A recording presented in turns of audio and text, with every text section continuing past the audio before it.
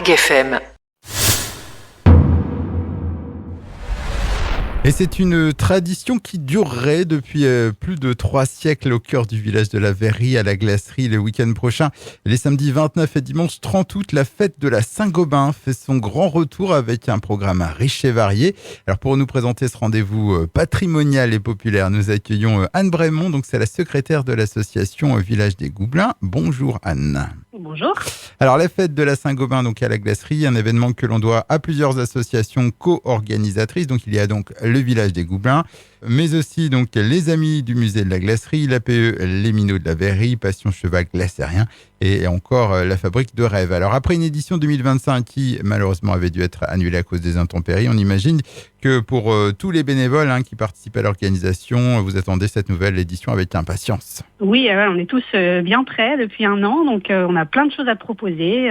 Voilà, ça va être une belle fête. Ouais, parce que c'est près d'une centaine de bénévoles, je crois, qui participent à l'organisation. Oui, un petit peu moins, mais oui, on est autour de ça. Ça fait beaucoup de monde et après on a beaucoup de choses différentes. Chaque association amène ses idées et puis ses propositions et ça permet de proposer une fête vraiment très très riche en activités.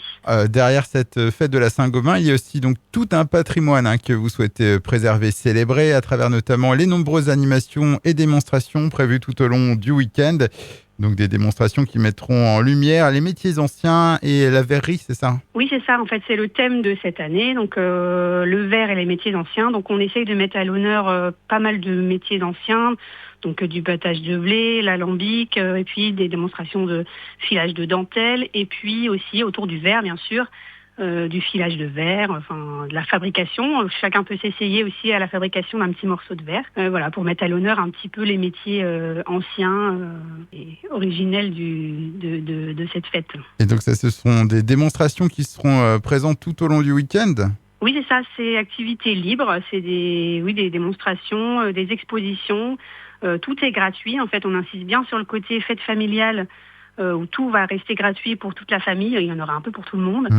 Donc après, on a aussi des jeux géants normands en bois, les structures gonflables, des expositions, une visite guidée historique du village, des balades à poney, un vide-grenier. Voilà, puis on termine par un repas dansant et un feu d'artifice. Et il y aura aussi des concerts tout au long du week-end. Alors oui, en effet, donc une animation qui se veut festive et populaire avec un programme varié. Donc ça commencera notamment le samedi dès 8h par le vide-grenier. Oui. Je vous laisse nous parler un peu du programme parce qu'il y a des temps forts également durant cette Saint-Gobain. Oui, tout à fait. Donc en fait, le vide-grenier, c'est sur les 2 jours, donc sur réservation. Les balades à poney seront donc les après-midi. Une démonstration de battage de blé donc à 16h30 le samedi. Voilà, les visites historiques du village, donc c'est sur place, c'est les après-midi, samedi et dimanche après-midi. Et puis on a donc 3 concerts, donc 15h30 un concert plutôt pour enfants, donc avec Olifant. 18h30 on a le concert de Treasure, c'est enseignement The Hits. Et ça se terminera le dimanche à 12h30 avec l'air de rien. Et puis cette année, je crois aussi, c'est le grand retour du repas dansant sous chapiteau avant le feu d'artifice le samedi. Oui, exactement, un repas dansant sur le thème des années 80. Donc sur réservation, il reste, je crois, quelques places, les toutes dernières places. Donc c'est sous chapiteau, c'est un repas, voilà, c'est le repas qui se faisait beaucoup avant, qui a été assez demandé. Donc c'est le retour du repas dansant cette année. Pour certaines de ces animations, donc on l'a dit, une réservation est nécessaire, notamment le repas dansant et les vide-greniers. Là, il y a encore un peu de place. Oui, tout à fait. Vous pouvez retrouver donc toutes les réservations, les détails des réservations sur les pages des réseaux sociaux, donc Facebook et Instagram de Fête de la Saint-Gobain.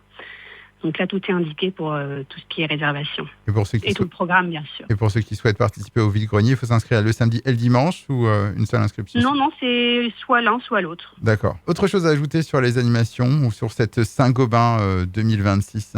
C'est une belle fête de famille, une fête qui a plus de 300 ans, donc on aimerait beaucoup la faire perdurer. Donc voilà, on invite tout le monde à venir nous y rendre visite. En plus, c'est sur un site qui est magnifique. Le site de la manufacture, c'est à la village de la Verrerie, c'est un très très beau site. Voilà, donc après, il y en aura vraiment pour tout le monde. Ça promet une très belle fête. On rappelle les dates, donc la fête de la Saint-Gobain, c'est le samedi 29 et le dimanche 30 août, donc au village de la Verrerie à la Glacerie.